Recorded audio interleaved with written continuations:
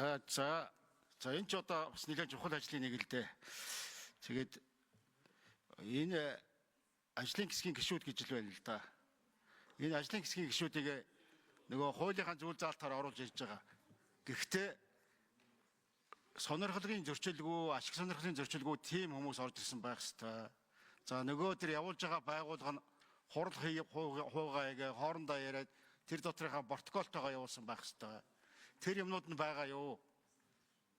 Тэгж явж байгаа юу гэсэн зүйлийг би бас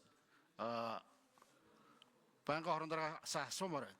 За энэ хоёр гишүүнийг бас ингээд хамт ажиллаад хууль тогтоогоод олон жил болсон. Тэгээ намайг бас тодорхойлж байгаад баярлалаа бас.